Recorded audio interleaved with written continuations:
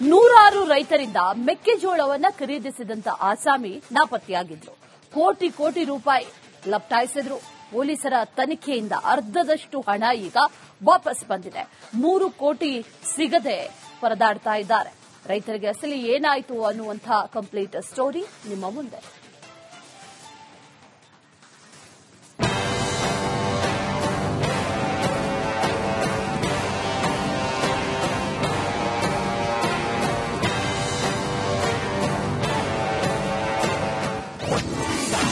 ಮೆಕ್ಕೆಜೋಳ ಮಾರಿ ಕೈ ಸುಟ್ಟುಕೊಂಡ ರೈತರು.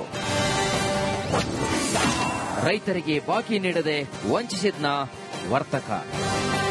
ದಾವಣಗೆರೆ ಜಿಲ್ಲೆ ಜಗಳೂರು ತಾಲೂಕಿನ 16 ಗ್ರಾಮದ 300ಕ್ಕೂ ಹೆಚ್ಚು ರೈತರು ಮೆಕ್ಕೆಜೋಳ ಕೊಟ್ಟು ಕೈ ಸುಟ್ಟುಕೊಂಡಿದ್ದಾರೆ. ಗಡಿಗುಡಾಳ್ ಗ್ರಾಮದ ಕಮಿಷನ್ ಏಜೆಂಟ್ ಶಿವಲಿಂಗಯ್ಯ ಎಂಬಾತನಿಗೆ ಮೆಕ್ಕೆಜೋಳ ಮಾರಿದ್ದಾರೆ. ಇನ್ನು ಸಮಯಕ್ಕೆ ಸರಿಯಾಗಿ ಹಣ ಸಿಗದೆ ರೈತರು ಪರದಾಡ್ತಾ ಇದ್ದಾರೆ.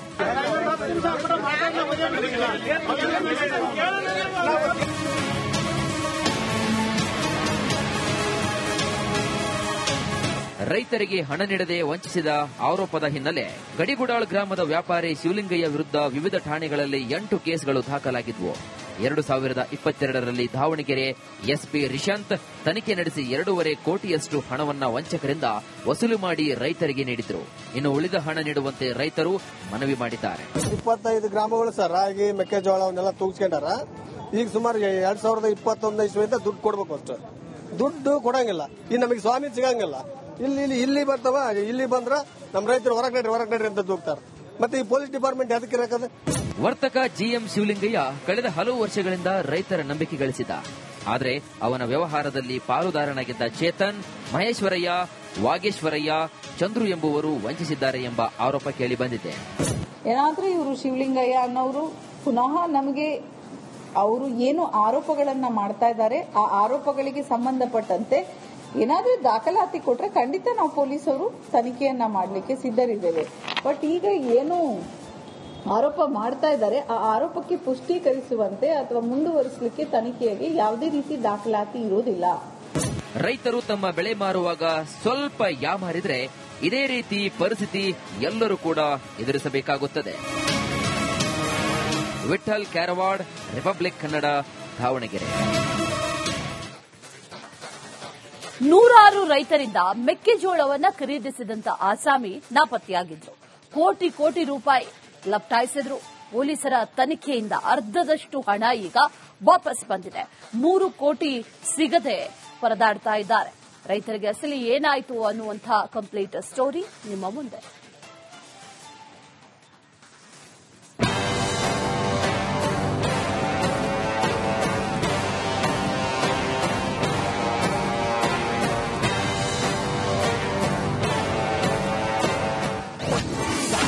ಮೆಕ್ಕೆಜೋಳ ಮಾರಿ ಕೈ ಸುಟ್ಟುಕೊಂಡ ರೈತರು.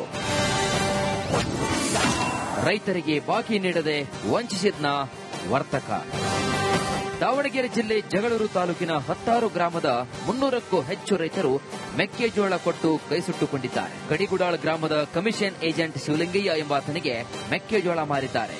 ಇನ್ನು ಸಮಯಕ್ಕೆ ಸರಿಯಾಗಿ ಹಣ ಸಿಗದೆ ರೈತರು ಪರದಾಡ್ತಾ ಇದ್ದಾರೆ.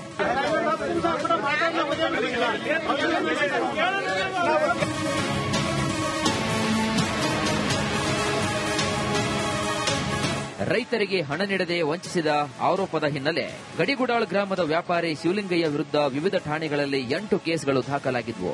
2022ರಲ್ಲಿ ದಾವಣಗೆರೆ ಎಸ್ಪಿ ರಿಶಾಂತ್ ತನಿಖೆ ನಡೆಸಿ 2.5 ಕೋಟಿಯಷ್ಟು ಹಣವನ್ನ ವಂಚಕರಿಂದ ವಸೂಲು ಮಾಡಿ ರೈತರಿಗೆ ನೀಡಿದ್ರು. ಇನ್ನು ಉಳಿದ ಹಣ ನೀಡುವಂತೆ ರೈತರು ಮನವಿ ಮಾಡಿದ್ದಾರೆ. 25 ಗ್ರಾಮಗಳು ಸರ್ ರಾಗಿ ಮೆಕ್ಕೆಜೋಳವನ್ನೆಲ್ಲ ತೂಗಿಸ್ಕೊಂಡಾರ. ಈಗ ಸುಮಾರು 2021 ಇಸ್ವಿಯಿಂದ ದುಡ್ಡು ಕೊಡ್ಬೇಕು ಅಷ್ಟು. ದುಡ್ಡು ಕೊಡಂಗಿಲ್ಲ. ಈಗ ನಮಗೆ ಸ್ವಾಮಿ ಸಿಗಂಗಿಲ್ಲ. ಇಲ್ಲಿ ಬರ್ತಾವ.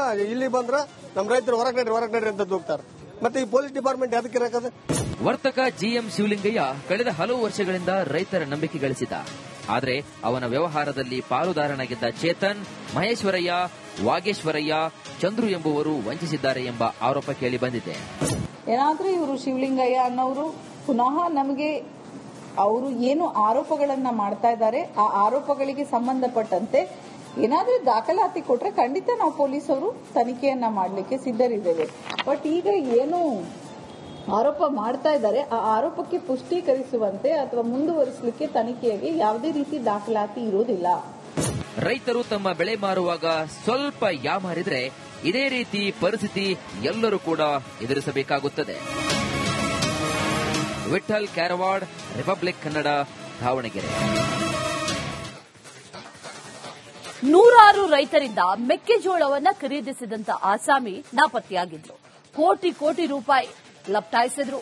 ಪೊಲೀಸರ ತನಿಖೆಯಿಂದ ಅರ್ಧದಷ್ಟು ಹಣ ಈಗ ವಾಪಸ್ ಬಂದಿದೆ. 3 ಕೋಟಿ ಸಿಗದೆ ಪರದಾಡ್ತಾ ಇದ್ದಾರೆ. ರೈತರಿಗೆ ಅಸಲಿ ಏನಾಯಿತು ಅನ್ನುವಂತಹ ಕಂಪ್ಲೀಟ್ ಸ್ಟೋರಿ ನಿಮ್ಮ ಮುಂದೆ.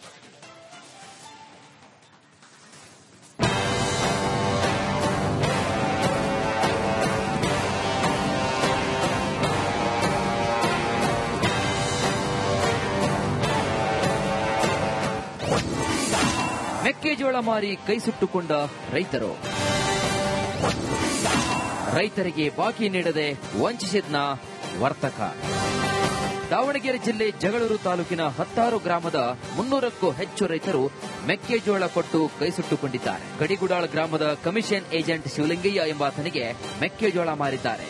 ಇನ್ನು ಸಮಯಕ್ಕೆ ಸರಿಯಾಗಿ ಹಣ ಸಿಗದೆ ರೈತರು ಪರದಾಡ್ತಾ ಇದ್ದಾರೆ.